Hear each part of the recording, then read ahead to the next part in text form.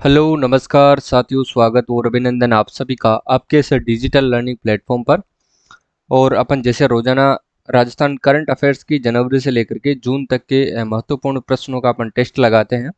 तो आज भी अपना जो टेस्ट है वो 7 नंबर का है। आज की जो क्लास है वो 7वीं क्लास है। ठीक है, 6 क्लास आपको अगर आपने नहीं देखा है तो प्लेलिस्ट में जाकर के आप देख लीजिएगा, जिसका भी का लिंक आपको डिस्क्रिप्शन बॉक्स में मिल जाएगा। देखिएगा, पहले प्रश्न से अपन शुरुआत करते हैं और लास्ट में मैं आपसे एक प्रश्न जरूर पूछूंगा जिसका आंसर आपको कमेंट बॉक्स में देना है। ठीक है, देखिए शुरुआत करते हैं पहले प्रश्न से। इंपॉर्टेंट है सारे के सारे प्रश्न की। 15 जनवरी 2023 को स्वीकृत की गई जन सहभागिता योजना का संबंध किससे है? जन सहभागिता योजना की जो स्वीकृति हुई थी 15 जनवरी 2023 को की गई थी। अब इसका संबंध देखिएगा साथियों किससे है, तो याद रखना पशु आश्रय स्थलों यानी कि गौशालाओं का निर्माण करना इस योजना का उद्देश्य रखा गया है। इसके बारे में ध्यान रखिएगा मित्रों, मुख्यमंत्री अशोक गहलोत ने इस योजना के तहत पशुओं के लिए जो गौशालाएं खोली जाएगी, जो आश्रय स्थलों का निर्माण किया जाएगा, वो कितनी ग्राम पंचायतों में किया जाएगा, तो यह आपको याद रखना है। कुल 1500 ग्राम पंचायतों के अंतर्गत जो है इनका निर्माण किया जाएगा। ठीक है, 1500 ग्राम पंचायतों में निर्माण किया जाएगा। और कितनी राशि इसके तहत स्वीकृत की गई है, याद रखना राशि की बात करें तो मित्रों ये ध्यान रखना 1377 करोड़ रुपए की जो राशि है वो स्वीकृत की गई है। 1500 ग्राम पंचायतों के अंतर्गत गौशाला और पशु आश्रय स्थलों का निर्माण हो सकेगा। इसकी अगर अपन बात करते हैं मित्रों कार्यकारी एजेंसी की बात करें तो इसकी जो कार्यकारी एजेंसी कौन होगी, कार्यकारी एजेंसी की बात करते हैं तो याद रखिएगा वो होगी ग्राम पंचायत। ठीक है, जहां पर ये गौशालाएं बनाई जाएगी और ये पशु आश्रय स्थल बनाए जाएंगे वही इसकी कार्यकारी एजेंसी होगी। ठीक है, इन्हीं के द्वारा जो है ये कार्य किए जाएंगे, इनके रख रखाव के और इन सभी के। ठीक है, तो राशि की बात करते हैं। ये इंपॉर्टेंट प्रश्न है क्योंकि आजकल राशि प्रश्न एग्जाम में पूछे जाते हैं, ये सभी नहीं पूछे जाते। ठीक है, तो ध्यान रखना कितने करोड़ रुपए की राशि स्वीकृत की गई है, 1377 करोड़। कितनी ग्राम पंचायतों का जो है वो निर्माण किया जाएगा, 1500 ग्राम पंचायतों का निर्माण किया जाएगा। ठीक है, पहले चरण में याद रखना साथियों 200 ग्राम पंचायतों में बनाई जाएगी। उसके बाद 1300 ग्राम पंचायतों के अंतर्गत जो है ये गौशालाओं का निर्माण किया जाएगा। ये भी आपको अच्छे से याद रखना है। अगला जो प्रश्न है वो देखिएगा, नेक्स्ट है कि 8 जनवरी 2023 को केंद्रीय वित्त मंत्री निर्मला सीतारमण ने राजस्थान के कौन से जिले में क्रेडिट आउटरीच प्रोग्राम के तहत 1579.56 करोड़ रुपए का जो ऋण है सस्ती ब्याज दर पर स्ट्रीट वेंडर, लघु उद्यमी और पशुपालकों को वितरित किया है? तो याद रखना ये कहाँ के उद्यमियों को और पशुपालकों को जो है वितरित किया है, तो ध्यान रखिएगा साथियों कोटा जिले के पशुपालकों को। ठीक है, और यहाँ पर साथियों एक महोत्सव मनाया गया था, उसका नाम ध्यान रखना है, कोटा महोत्सव मनाया गया था। कोटा सॉरी युवा महोत्सव मनाया गया था। ठीक है, कोटा के अंतर्गत मनाया गया था युवा महोत्सव। और उसी के अंतर्गत कौन भाग लिया था, लोकसभा अध्यक्ष और लोकसभा अध्यक्ष ओम बिरला और केंद्रीय वित्त मंत्री निर्मला सीतारमण ने इसके अंतर्गत भाग लिया था। ठीक है, यह आपको याद रखना है क्रेडिट आउटरीच प्रोग्राम के तहत। और इसके अंतर्गत जो कितने लाभार्थी हैं याद रखना मित्रों, लाभार्थियों की अगर अपन बात करें तो 33,384 इसके अंतर्गत लाभार्थी हैं। ये भी आपको अच्छे से याद रखना है। और इसके तहत याद रखना कि जो ऋण दिया जाएगा वो प्रधानमंत्री स्वनिधि योजना और मुद्रा योजना के माध्यम से ये जो ऋण है दिया जाएगा। योजनाएं कौन कौन सी शामिल की गई है इस ऋण के अंतर्गत, ध्यान रखना है प्रधानमंत्री स्वनिधि योजना इसके तहत दिया जाएगा। प्रधानमंत्री स्वनिधि योजना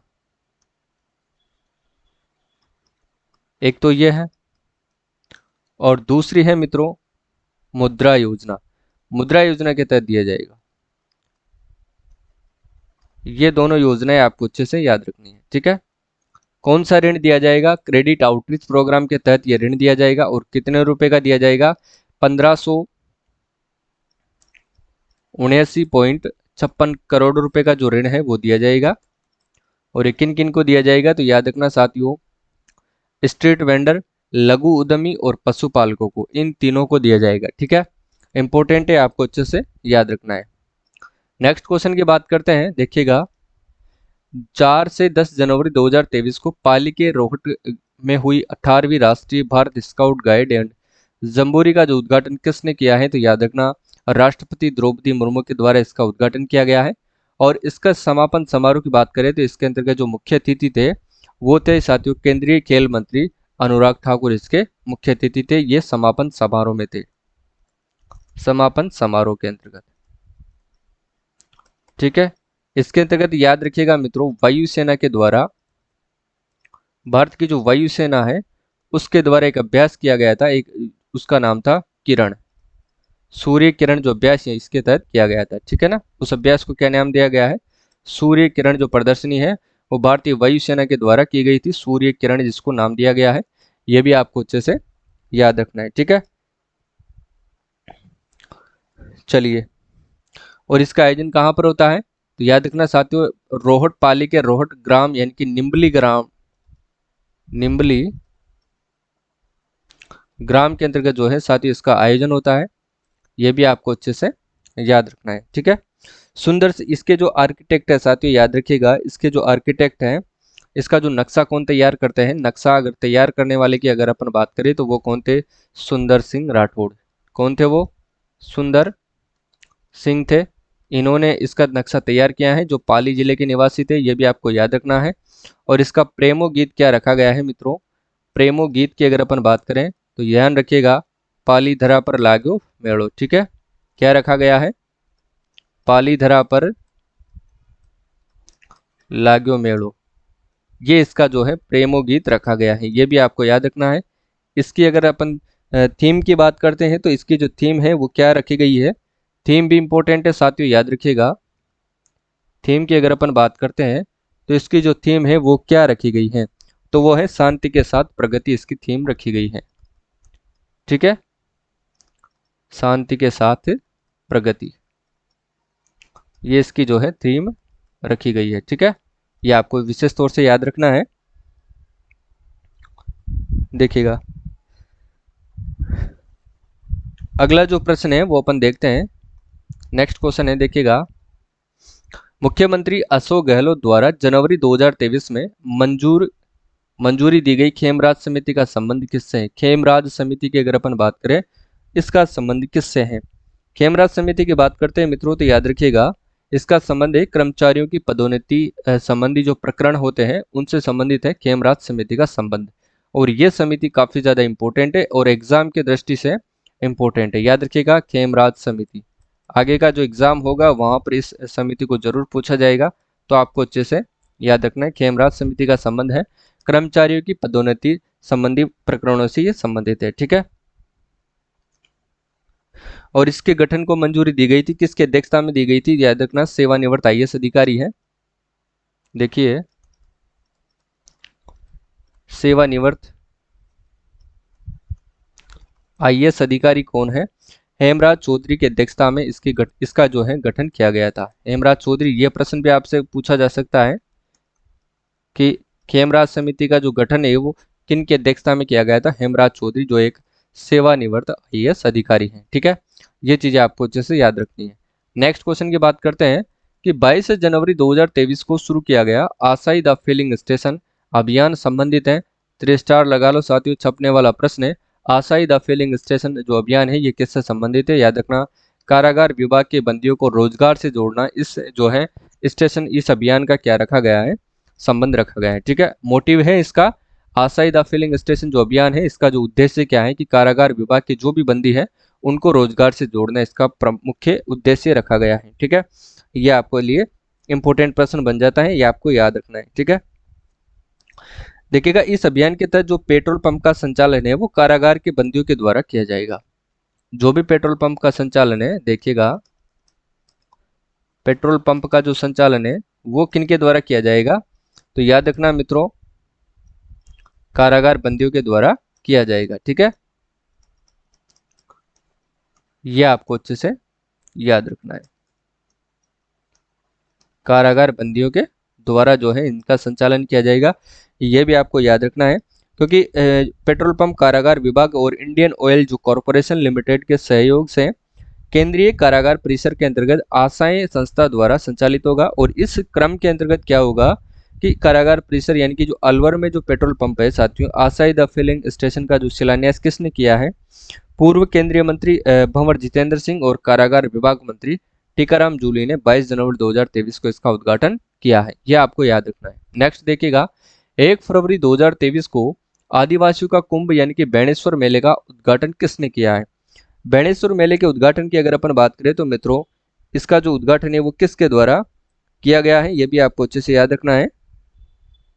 तो देखिएगा, इसका उद्घाटन किया गया है मित्रों पीठाधीश्वर महंत अच्युतानंद महाराज के द्वारा जो है इसका उद्घाटन किया गया है। बेणेश्वर धाम जो मेला लगता है ये कहाँ पर लगता है, तो याद रखना ये डूंगरपुर जिले के अंतर्गत लगता है। डूंगरपुर जिले के अंतर्गत मित्रों ये मेला लगता है, ये आपको अच्छे से याद रखना है। और इसका उद्घाटन किया गया था पीठाधीश्वर महंत अच्युतानंद महाराज के द्वारा किया गया था। ठीक है, ये आपको याद रखना है। आदिवासियों का कुंभ जिसको कहते हैं बेणेश्वर मेला, डूंगरपुर के अंतर्गत, और यहाँ पर बेणेश्वर महोत्सव का आयोजन किया गया है, ये भी आपको अच्छे से याद रखना है। नेक्स्ट क्वेश्चन की बात करते हैं। 22 फरवरी 2023 को राजस्थान से भाजपा नेता गुलाबचंद कटारिया जो है किस राज्य के राज्यपाल पद पर आसीन किए गए हैं, तो याद रखना असम राज्य के राज्यपाल पद पर आसीन किए गए हैं। और किस क्रम के, याद रखना 31वें क्रम के राज्यपाल के पद पर आसीन किए गए हैं, इसके बारे में याद रखना। साथ ही ये 8 बार विधायक रह चुके हैं और ये राजस्थान सरकार के अंतर्गत गृह मंत्री के पद पर भी रह चुके हैं। ठीक है, और ये उदयपुर विधानसभा क्षेत्र से विधायक भी है, उदयपुर विधानसभा क्षेत्र से विधायक भी हैं, और ये निवासी भी कहाँ के हैं, याद रखना ये उदयपुर जिले के ये निवासी हैं, ये भी आपको अच्छे से याद रखना है, इंपॉर्टेंट प्रश्न है। ठीक है, और ये पूर्व नेता प्रतिपक्ष भी हैं, कहाँ के, राजस्थान विधानसभा के। ठीक है, पूर्व नेता प्रतिपक्ष। वर्तमान में कौन है, तो राजेंद्र राठौड़ है, ये आपको अच्छे से याद रखना है। नेक्स्ट क्वेश्चन की बात करते हैं अपन, देखिएगा 12 फरवरी 2023 को पीएम नरेंद्र मोदी ने दिल्ली मुंबई एक्सप्रेसवे के कौन से खंड का इन्होंने लोकार्पण किया है? तो दिल्ली मुंबई एक्सप्रेसवे के कौन से खंड का इन्होंने लोकार्पण किया है, तो याद रखना दिल्ली दौसा लालसोट खंड का इन्होंने लोकार्पण किया है। ठीक है, कहाँ का, दिल्ली दौसा लालसोट खंड का इन्होंने उद्घाटन किया है। ऑप्शन सी बिल्कुल राइट आंसर है, ये आपको अच्छे से याद रखना है। ठीक है, यानी कि दिल्ली मुंबई एक्सप्रेसवे है साथियों, याद रखना 1386 किलोमीटर की अगर अपन बात करें तो इसके साथ भारत का सबसे लंबा एक्सप्रेसवे होगा, जिसके तहत अपन बात करें तो 246 किलोमीटर लंबे दिल्ली दौसा लालसोट खंड का उद्घाटन किसने किया है? प्रधानमंत्री नरेंद्र मोदी ने किया था। कब? 12 फरवरी 2023 को, ये आपको अच्छे से याद रखना है। ठीक है, नेक्स्ट क्वेश्चन देखिएगा 18 फरवरी 2023 को मुख्यमंत्री अशोक गहलोत ने लोकानुरंजन मेला का आयोजन कहां पर किया गया है? छपने वाला प्रश्न है दोस्तों, याद रखना लोकानुरंजन मेले का आयोजन जो है ये कहां पर किया गया है, ये भी इंपॉर्टेंट है, याद रखना है आपको। तो ये जोधपुर जिले के अंतर्गत किया गया है। ठीक है, जोधपुर जिले में इसके मेले का क्या किया गया है, उद्घाटन किया गया है, आयोजन किया गया है, और ये किया गया है साथियों राजस्थान संगीत नाटक अकादमी जोधपुर के द्वारा किया गया है। ठीक है, और राजस्थान इस देखिएगा इस कार्यक्रम के जो अकादमी की जो त्रैमासिक पत्रिका है उसका विमोचन भी किया गया था। देखिएगा राजस्थान संगीत नाटक अकादमी की अपन बात करते हैं। देखिए राजस्थान संगीत नाटक अकादमी, इसकी अगर अपन बात करते हैं तो ये कहाँ की है? राजस्थान संगीत नाटक अकादमी, ये जोधपुर की है, और इसके द्वारा ही लोकानुरंजन मेले का आयोजन किया गया था। कब किया गया था? 18 फरवरी 2023 को। ठीक है, अशोक उद्यान के अंतर्गत किया गया था, जोधपुर में ये किया गया था। और इसका उद्घाटन प्रोग्राम में कौन जाते हैं? मुख्यमंत्री अशोक गहलोत। ठीक है, और इसी दिन साथियों इसकी एक पत्रिका थी, उसका नाम था रंग योग, उसका भी विमोचन 29वें संस्करण का विमोचन किया गया था इसी मेले के अंतर्गत। रंग योग एक पत्रिका है इनकी, त्रैमासिक पत्रिका। ठीक है, त्रैमासिक पत्रिका चलती है, इसका क्या किया गया था? 29वें संस्करण का विमोचन किया गया था। यह भी आपको याद रखना है। ठीक है, और किसने किया था? सीएम अशोक गहलोत ने, सीएम साहब ने किया था, यह आपको अच्छे से याद रखना है। चलिए अगला प्रश्न अपन देखते हैं। देखिएगा नेक्स्ट है आपके सामने, 23 फरवरी 2023 को राजस्थान के कौन से व्यक्ति को राष्ट्रपति द्रौपदी मुर्मू द्वारा संगीत नाटक अकादमी पुरस्कार से सम्मानित किया गया है? संगीत नाटक अकादमी पुरस्कार से किसे सम्मानित किया गया है मित्रों? तो याद रखना है विलास जानवी को इस पुरस्कार से सम्मानित किया गया है संगीत नाटक अकादमी के द्वारा। ठीक है, ये उदयपुर के रहने वाले हैं। इनका संबंध किस जिले से है, संबंध भी आपसे पूछ सकते हैं, तो ये भी आपको याद रखना है। उदयपुर के ये रहने वाले हैं और ये वरिष्ठ रंगकर्मी यानी कि मूकाभिनय कलाकार हैं। ठीक है, मूकाभिनय कलाकार हैं। और किसके हैं ये, मूकाभिनय कलाकार हैं। ठीक है, ये आपको विशेष तौर से याद रखना है। ठीक है ना, क्लियर। संगीत नाटक अकादमी पुरस्कार से इनको सम्मानित किया गया है, ये भी आपको अच्छे से याद रखना है। चलिए अगला प्रश्न अपन देखते हैं अब। 17 मार्च 2023 को मुख्यमंत्री अशोक गहलोत ने राजस्थान में 19 नए जिले बनाने की घोषणा की। निम्न में से कौन सी देश की पहली ग्राम पंचायत ऐसी है जिसे सीधा जिला बनाया गया है? ये प्रश्न साथियों काफी ज्यादा इंपॉर्टेंट है, इसको ध्यान में रखना है। तो वो है साथियों दूदू ग्राम पंचायत, जिसको दूदू ग्राम पंचायत से सीधा क्या बना दिया गया है, जिला बना दिया गया है। ठीक है, ये काफी ज्यादा इंपॉर्टेंट है, इसको भी आपको अच्छे से याद रखना है। क्लियर। चलिए अगले प्रश्न की ओर अपन चलते हैं। देखिएगा नेक्स्ट क्वेश्चन है आपके सामने। 20 मार्च 2023 को राजस्थान विधानसभा द्वारा किस विधायक को वर्ष 2023 का सर्वश्रेष्ठ पुरस्कार दिया गया है? तो किस विधायक को दिया गया है, याद रखना वो है अनीता बघेल, जिनको 2023 के सर्वश्रेष्ठ विधायक विधानसभा द्वारा सर्वश्रेष्ठ विधायक का पुरस्कार सम्मानित किया गया है। और ये दिया किसके द्वारा जाता है मित्रों, तो याद रखना ये विधानसभा अध्यक्ष के द्वारा दिया जाता है। ठीक है, विधानसभा अध्यक्ष के द्वारा ये पुरस्कार दिया जाता है। और वर्तमान में जो विधानसभा अध्यक्ष हैं वो कौन है साथियों, तो याद रखना सीपी जोशी, ये भी आपको याद रखना है। ठीक है, अमीन खां की बात करते हैं तो इनको वर्ष 2022 का क्या दिया गया है, सर्वश्रेष्ठ विधायक का पुरस्कार दिया गया है, यह भी आपको याद रखना है।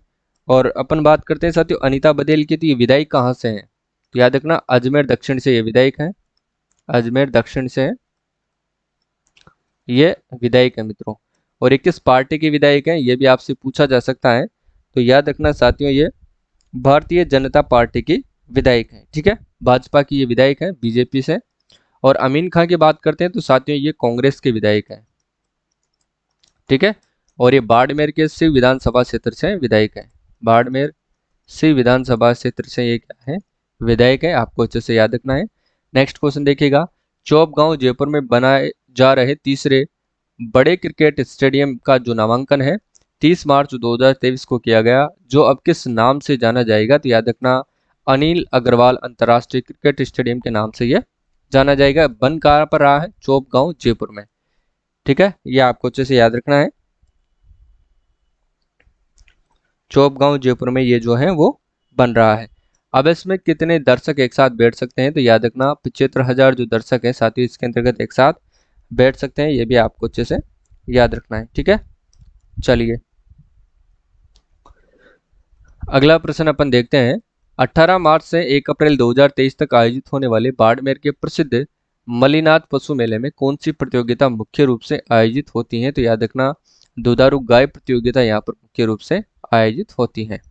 नेक्स्ट है, हाल ही में Rajasthan international centre RIC Jaipur का पहला निदेशक किसे बनाया गया है, तो निहाल चंद गोयल को बनाया गया है, यह भी आपको याद रखना है।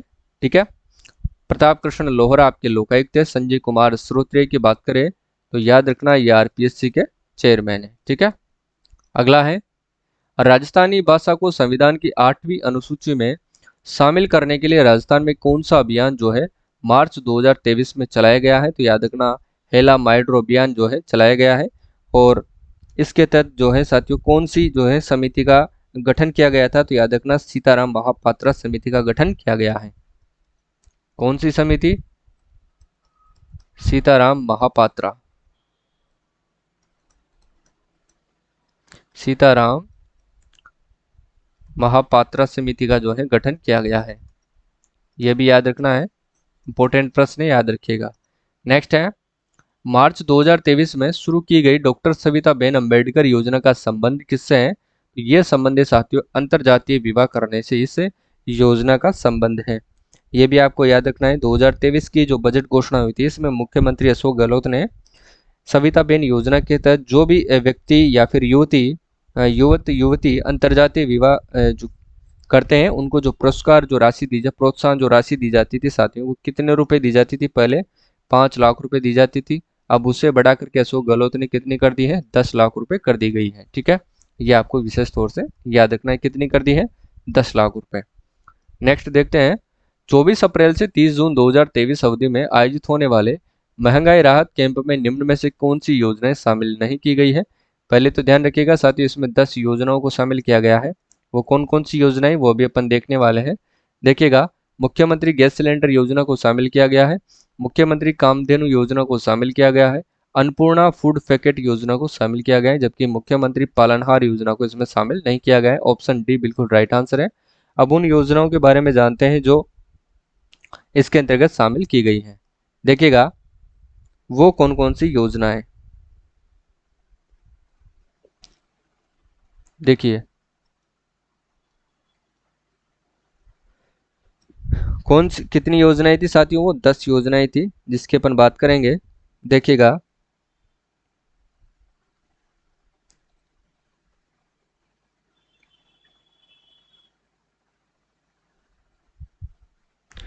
महंगाई राहत कैंप के अंतर्गत। ठीक है, तो वो योजनाएं थी साथियों, मुख्यमंत्री गैस सिलेंडर योजना है एक, तो ये आपको ध्यान रखना है।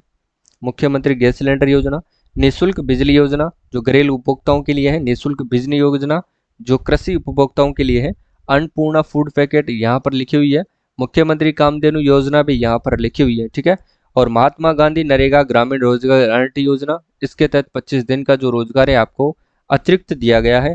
इंदिरा गांधी शहरी रोजगार गारंटी योजना, इसमें भी 25 दिवस का जो रोजगार है वो आपको अतिरिक्त उपलब्ध करवाया गया है।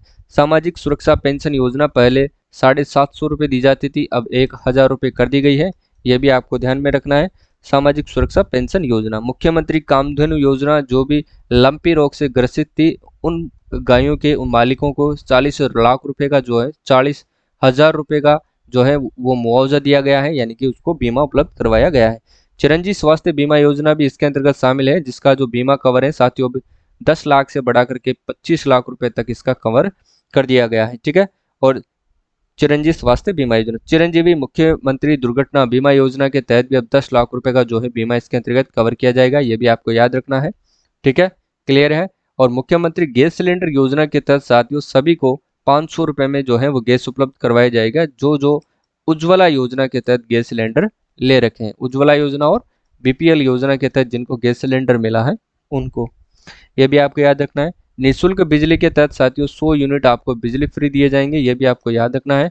और कृषि उपभोक्ताओं को 2000 यूनिट मंथली जो है वो फ्री दी जाएगी, ये भी आपको अच्छे से ध्यान में रखना है। ठीक है, क्लियर। अगला प्रश्न देखिएगा, नेक्स्ट क्वेश्चन अपन देखते हैं।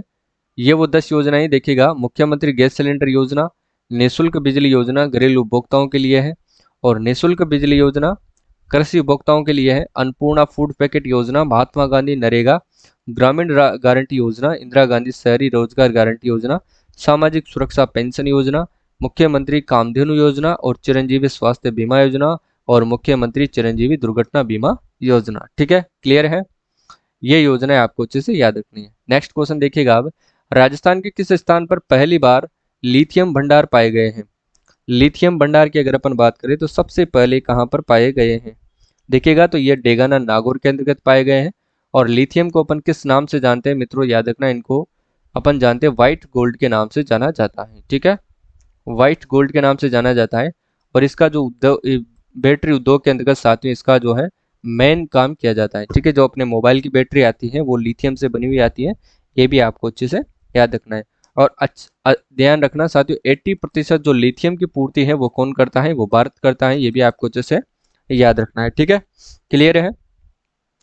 अगला अपन देखते हैं, देखिएगा 12 अप्रैल 2023 को प्रधानमंत्री नरेंद्र मोदी ने राजस्थान की पहली वंदे भारत ट्रेन का वर्चुअली हरी झंडी दिखाकर रवाना किया, और यह ट्रेन संचालित हो रही है। यह ट्रेन कहां से कहां तक संचालित हो रही है मित्रों? तो याद रखना, अजमेर से दिल्ली, और वाया कौन सा है? तो याद रखना साथियों, वाया जयपुर है। जयपुर, वाया जयपुर, याद रखिएगा, इंपॉर्टेंट है। अगला प्रश्न देखिएगा, राजस्थान की किन 2 जिलों पर प्रवेश का पहला फ्लोटिंग सोलर प्लांट लगाने का पायलट प्रोजेक्ट शुरू किया गया है? वो कौन सी 2 जिले हैं जहां पर पहला फ्लोटिंग सोलर प्लांट लगाने का जो है पायलट प्रोजेक्ट शुरू किया गया है, ये भी आपको याद रखना है। तो याद रखना साथियों, वो मानसागर झील है और आना सागर झील है, ठीक है, इन दोनों ही झीलों पर ये लगाया जाएगा। नेक्स्ट है, अंतर्राष्ट्रीय जैव विविधता दिवस पर 22 मई 2023 को राजस्थान के किस अभ्यारण्य में मुख्यमंत्री अशोक गहलोत ने जंगल सफारी का उद्घाटन किया है? वो कौन सा अभ्यारण्य है बताइए मित्रों, जहां पर सीएम अशोक गहलोत ने किसका उद्घाटन किया है? जंगल सफारी का इन्होंने उद्घाटन किया है, जल्दी से बताइए। देखिएगा, फुलवारी के नाल उदयपुर में, या फिर जैसमंद सीता माता, या फिर भैंसरोडगढ़, कहाँ पर जो है इसका उद्घाटन किया गया है? तो याद रखना जैसमंद अभ्यारण्य के अंतर्गत जो है इसका उद्घाटन किया गया है। ऑप्शन बी बिल्कुल राइट आंसर है, ये आपको अच्छे से याद रखना है, ठीक है। नेक्स्ट क्वेश्चन देखते हैं, राजस्थान पर्यटन विभाग द्वारा जारी 2022 और 23 की वार्षिक प्रगति रिपोर्ट के अनुसार राजस्थान में वर्ष 2022 में राजस्थान का सबसे बड़ा टूरिस्ट जो अट्रैक्शन वाला जिला कौन सा है? टूरिस्ट अट्रैक्शन वाला जो जिला है साथियों, वो कौन सा है? ये है आपके सामने अजमेर जिला, जहां पर कौन सी झील है? याद रखना साथियों, पुष्कर झील है, ये भी आपको याद रखना है। और यहाँ पर 52 घाट भी है, और यहीं पर ब्रह्मा जी का मंदिर बना हुआ है, और गांधी घाट भी साथियों यहीं पर है, ये भी आपको याद रखना है। और रंगीन मेला कहाँ पर लगता है? तो वो भी याद रखना साथियों, पुष्कर झील के किनारे पर ही लगता है रंगीन मेला, जिसको अपन बादशाह मेला, रंगीन मेला कहते हैं। यह भी आपको याद रखना है। सर्वाधिक जो पर्यटक आते हैं वो भी पुष्कर झील पर ही आते हैं।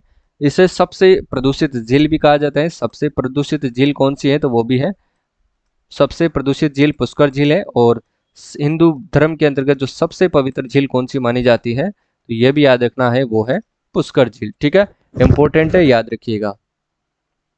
चलिए अगला प्रश्न देखते हैं, महिला सशक्तिकरण एवं महिला उत्थान के लिए राजस्थान में किस स्तर पर एक महिला ग्राम पंचायत सहकारी समिति का जो है वो गठन किया जाएगा? तो महिला सशक्तिकरण और महिला उत्थान के लिए राजस्थान में किस स्तर पर एक महिला ग्राम सेवा सहकारी समिति का जो है वो गठन किया जाएगा? तो याद रखना, ग्राम सेवा सहकारी समिति का गठन किया जाएगा ब्लॉक स्तर पर। कहां पर किया जाएगा? ब्लॉक स्तर पर जो है इसका जो है गठन किया जाएगा, ठीक है, ये आपको याद रखना है। अगला प्रश्न अपन देखते हैं, नेक्स्ट क्वेश्चन है, देखिएगा, किस कार्यक्रम के तहत केंद्रीय एजेंसी नरडेको राजस्थान आवासन मंडल के सहयोग से आगामी 2 वर्षों में राज्य के 20,000 निर्माण श्रमिकों को ऑन साइट कौशल प्रशिक्षण देगी? तो याद रखना निपुण, ठीक है ना। किस कार्यक्रम के तहत? तो निपुण कार्यक्रम के तहत 20,000 निर्माण श्रमिकों को ऑन साइट कौशल ये प्रशिक्षण देगी, ये भी आपको याद रखना है। और हाल ही में आयोजित अप्रैल 2023 में बोस्टन मैराथन 2023 में सबसे तेज दौड़ने वाले राजस्थान के पहले धावक कौन बने हैं? तो वो बने हैं साथियों महेश द्विवेदी, ये भी आपको याद रखना है। किशन लाल सुथार कौन है साथियों? तो इनको राष्ट्रपति द्रौपदी मुर्मू ने कृषि नवाचार के अंतर्गत क्या दिया गया है? लाइफ टाइम अचीवमेंट अवार्ड से इसको सम्मानित किया गया है। दीपिका मिश्रा की बात करते हैं तो साथियों ये गैलेंट्री अवार्ड यानी कि वीरता पुरस्कार पाने वाली देश की पहली महिला विंग कमांडर है, जो कोटा जिले की निवासी है, ये भी आपको याद रखना है। निशा कुलहरी की बात करते हैं तो ये देश की पहली कमांडिंग ऑफिसर है, और ये कहाँ की निवासी है? तो याद रखना ये झुंझुनू जिले के निवासी है, ठीक है, ये आपको याद रखना है, इंपॉर्टेंट प्रश्न है। नेक्स्ट क्वेश्चन की बात करते हैं, विश्व की प्रमुख ट्रेवल साइट ट्रिप एडवाइजर के अनुसार राजस्थान के किस होटल को विश्व का सर्वश्रेष्ठ होटल जो है वो घोषित किया गया है? किसके अनुसार? ट्रिप एडवाइजर के अनुसार राजस्थान की किस होटल को विश्व का सर्वश्रेष्ठ होटल घोषित किया गया है? तो वो है रामबाग पैलेस जयपुर, इसको घोषित किया गया है, ये भी आपको याद रखना है। नेक्स्ट क्वेश्चन देखिएगा, हाल ही में राजस्थानी भाषा साहित्य एवं संस्कृति अकादमी द्वारा वर्ष 2023 का सूर्यमल मिश्रण जो है शिखर पुरस्कार किसे प्रदान किया गया है? तो याद रखना ये मधु आचार्य को किया गया है, ठीक है, और ये कहाँ के निवासी हैं? ये बीकानेर जिले के निवासी हैं, ये भी आपको याद रखना है, ठीक है। अजय अनुरागी की बात करते हैं तो इनको देवीलाल सामर पुरस्कार दिया गया है, देवीलाल सामर पुरस्कार से सम्मानित किया गया है। ओम नागर की बात करते हैं तो इनको ये 12 के हैं, याद रखिएगा, गणेशीलाल व्यास उस्ताद पुरस्कार से इनको सम्मानित किया गया है, ठीक है। चलिए अगला प्रश्न अपन देखते हैं कि हाल ही में राजस्थानी भाषा साहित्य एवं संस्कृति अकादमी द्वारा, देखिएगा दोबारा रिपीट हुआ है, सूर्यमल मिश्रण जो पुरस्कार किसे दिया गया है? मधु आचार्य को दिया गया है, ठीक है। अब जो लास्ट प्रश्न है वो आपको खुद को बताना है, इसका आंसर जो है हाल ही में कतर मैराथन में भाग लेने वाली विश्व की पहली महिला कौन बनी है? इसका आंसर आपको कमेंट बॉक्स में बताना है, ठीक है। जिसको नहीं आता वो इसका प्रयास करें, ठीक है, कल मैं आपको इसी क्लास में इसका आंसर बताऊंगा। चारों ऑप्शन आपको बताने, अपूर्वी चंदेला के बारे में बताने, दीपी दीपिका मिश्रा के बारे में आपको बताना है, और ममता वाजपेयी के बारे में बताना है, सूफिया खान के बारे में बताना है। चारों ऑप्शनों का आपको एनालिसिस करना है। कमेंट बॉक्स में क्लास आपको कैसी लगती है कमेंट करके जरूर बताया करें। ठीक है, और क्लास को पूरी देखा करें। सारी क्लासेज आप देख सकते हैं, राजस्थान करंट जी के प्लेलिस्ट के नाम से एक प्लेलिस्ट बनी हुई है, वहां जाकर के आप सभी क्लासेज आप देख सकते हैं। ठीक है, आज के लिए बस इतना ही, मिलते हैं कल की क्लास में, तब तक के लिए जय हिंद जय भारत।